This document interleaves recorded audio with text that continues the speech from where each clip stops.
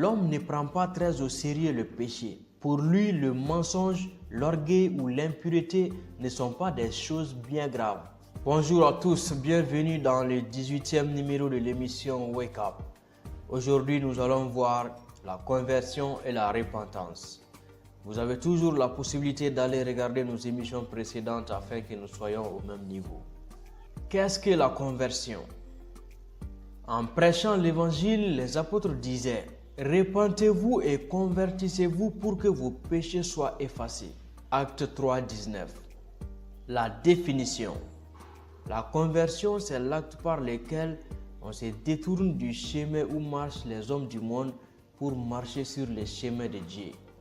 Ce n'est pas un effort pour devenir meilleur, mais le changement complet qui se produit quand Jésus transforme toute la vie. Les gens du monde cherchent leur propre gloire. Ils sont en quête de succès. Ils s'attachent aux biens matériels. Les disciples de Jésus ont abandonné tout cela. Son seul but, c'est de donner gloire à Dieu. Les fausses conversions. Hélas, il en existe. Ceux qui désirent être sauvés, mais qui gardent dans leur vie d'autres maîtres que Jésus-Christ, ne sont pas vraiment convertis. Les uns n'abandonnent pas leur amour pour l'argent, d'autres gardent secrètement des fétiches. Bientôt leur foi en Jésus-Christ sera étouffée. Matthieu 13, 1, 23. Le livre des Actes nous rapporte l'histoire de Simon le magicien. Acte 8, 9, 24. Il avait cru, il avait même été baptisé, mais il était converti par intérêt. Il voulait posséder la puissance des apôtres pour sa propre gloire. C'était une fausse conversion. Nous n'avons pas le droit de juger nous-mêmes nos frères en la foi en disant un tel n'est pas converti. Mais nous devons veiller sur nous-mêmes. 1 Corinthiens 10, 12.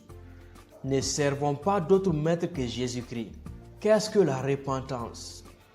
Cette expression a un sens très proche du mot conversion. La repentance est une partie de la conversion. Mais si on se convertit une fois dans la vie, on doit hélas souvent se repentir. Le verbe se repentir dans la langue des écrivains du Nouveau Testament signifie changer de pensée. La repentance est l'acte par lequel je laisse ma pensée d'homme pour accepter la pensée de Dieu. L'homme ne prend pas très au sérieux le péché. Pour lui, le mensonge, l'orgueil ou l'impureté ne sont pas des choses bien graves.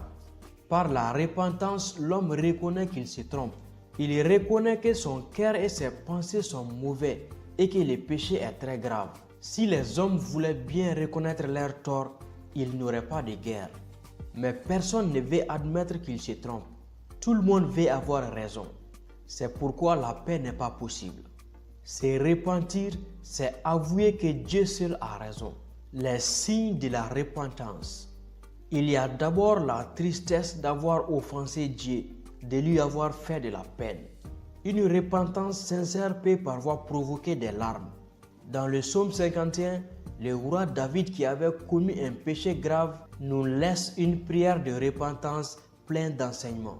Il nous apprend qu'une repentance sincère se manifeste souvent par un profond désir d'être délivré pour toujours de son péché.